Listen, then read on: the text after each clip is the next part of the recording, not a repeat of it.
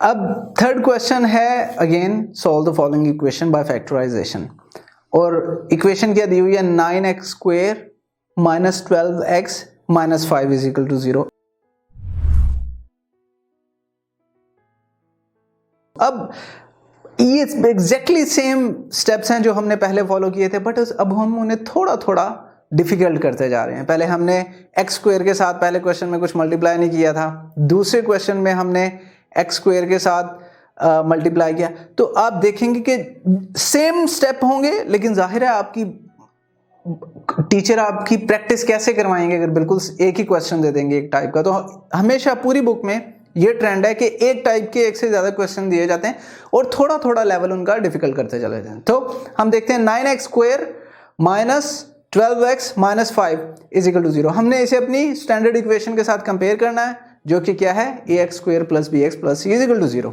अब आप मुझे बताइए कि हमारी दोनों इक्वेशन में x स्क्वायर अगर कंपेयर करेंगे, x स्क्वायर के साथ क्या लिखा हुआ है। हमारी स्टैंडर्ड में x स्क्वायर के साथ a है और हमारी गिवन इक्वेशन में x स्क्वायर के साथ 9 है, यानी a इज इक्वल टू 9 आ गया। इसी तरह अगर मैं c में देखूं, c की जगह पे अब क्या लिखा हुआ है, माइनस 5, ठीक है, और b की जगह लिखा हुआ है माइनस 12। हम क्या करते हैं, पिछले दो क्वेश्चन में हमने क्या किया, a को c से मल्टीप्लाई किया। a क्या है हमारे पास 9, c क्या है माइनस 5। तो 9 इंटू माइनस 5 करेंगे, आप कैलकुलेटर से कर सकते हैं, बड़ा इजी है, माइनस 45 आंसर आएगा। 9 5 आर 45, या जिस तरह हम पढ़ते होते थे 9 ज़रब 5 आंसर आता है 45, या 5 9 45, ठीक है, जिस तरह भी आपको आसान लगे उस तरीके से आप इसे याद रख सकते हैं। बट अब एफएससी के स्टूडेंट हैं, कैलकुलेटर से भी कैलकुलेट कर सकते हैं, but this is very easy. अब जो सी हमारा है वो 5 माइनस 5, बी माइनस 12 है, तो हम पिछले दोनों क्वेश्चन की तरह जो बी है उसे अलग लिख लेते हैं, यानी माइनस 12 को। अब माइनस 12 को हमने सॉल्व करना है, यानी फैक्टर्स करने हैं, उसको तोड़ना है, बी को ही तोड़ते हैं। तो अब मैं उधर देख रहा हूं माइनस 45 आंसर है, मैंने माइनस 12 को समहाउ कुछ करना है कि माइनस 45 आंसर आ जाए इसके फैक्टर्स को मल्टीप्लाई करने से। बहुत आसान है, अगेन इंट्यूशन, माइनस 15 प्लस 3 अगर मैं लिखूं, यानी माइनस 15 प्लस 3। अब मुझे बताइए कैलकुलेटर से कैलकुलेट करके कि इसका आंसर क्या आएगा, माइनस 15 प्लस 3 का आंसर आएगा माइनस 12, ठीक है। इंटरेस्टिंग बात, अगर मैं माइनस 15 को ब्रैकेट में लिखूं और 3 को ब्रैकेट में लिखूं और इन दोनों को मल्टीप्लाई करूं, ब्रैकेट याद रखना, जैसे माइनस साइन आ जाए आपने ब्रैकेट सबसे पहले लिखनी है, कभी गलती नहीं होगी, ठीक है। माइनस 15 इंटू 3 आंसर क्या आएगा, 15 3 45, यानी 15 3 45, क्योंकि माइनस साइन है तो माइनस लिख लेंगे। इसका मतलब यह है कि मैं अपनी इक्वेशन को 9x square minus 12x minus 5 is equal to 0 को लिख सकता हूं। 9x स्क्वायर लिखूंगा पहले, फिर माइनस 5, और जो बीच में माइनस 12x था उसको मैं लिख सकता हूं माइनस 15x प्लस 3x, उससे कोई फर्क नहीं पड़ेगा, ऑब्वियसली ये वैसी की वैसी ही रहेगी। इससे क्या फायदा होगा, इससे अगेन हमें फैक्टराइजेशन करने में फायदा होगा।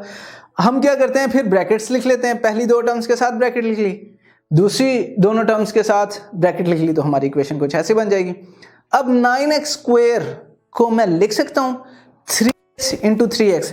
अब आप कहेंगे मुझे कैसे पता है 9x स्क्वायर को, आप 9x स्क्वायर को 9 इंटू x भी लिख सकते थे, यानी 9 ज़रब x भी लिख सकते थे। मुझे कैसे पता लगे, क्योंकि मुझे नजर आ रहा है कि जो दूसरी ब्रैकेट है उसकी पहली टर्म 3x है, तो मैं इसको 3x ही बनाना चाहता हूं, तो मैं 9x स्क्वायर को लिख सकता हूं 3x इंटू 3x, 3 3 से मल्टीप्लाई होगा 9 आ जाएगा, x से मल्टीप्लाई हो जाएगा x स्क्वायर आ जाएगा, ठीक है।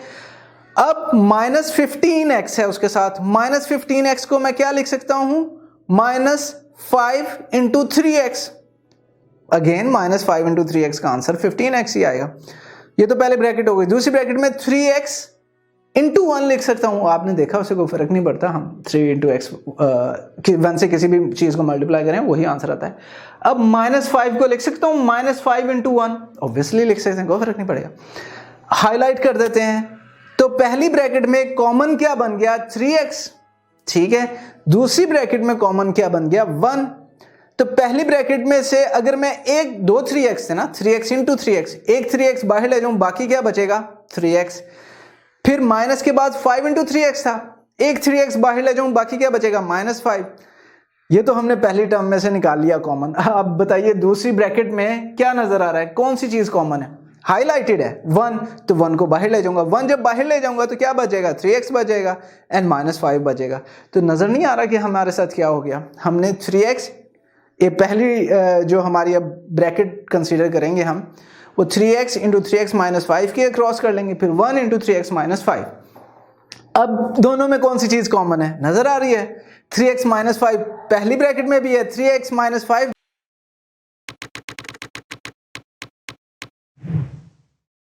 अगर आप ये लेक्चर कंप्लीट देखना चाहते हैं और उसके साथ साथ हजारों MCQs और उनकी एक्सप्लेनेशंस चाहते हैं तो अभी कृपया गूगल प्ले स्टोर पे जाइए और डाउनलोड कीजिए ऐप हिप्पो ई-लर्निंग प्रोग्राम। खुद भी इसे इस्तेमाल करें और इसके साथ साथ अपने फ्रेंड्स और अपने क्लास फेलो को भी अनुशंसा करें। And don't forget to like this video and subscribe to our channel. धन्यवाद।